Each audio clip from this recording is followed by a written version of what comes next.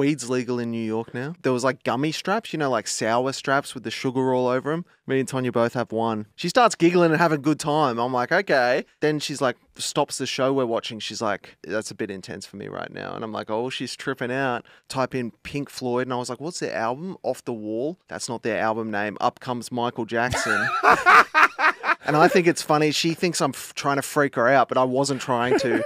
But now I'm trying to. So I start zooming in. I realize she's really not enjoying it. And she's like, I'm actually freaking out. I'm like, oh shit. I've closed the laptop. And then she sits up, projectile vomits all over herself. Like didn't even have time to move.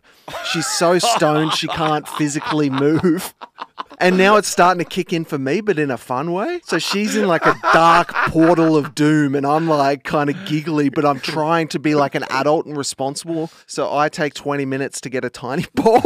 She instantly fills it with vomit again. And I'm like, fuck, I need something bigger than a tiny bowl. And so there's this big paper bag that we got some clothes in and she vomits in it, just starts instantly spilling out the sides of the brown paper bag. Okay. Now it's kind of straining the chunks and just letting the liquid of the spew out.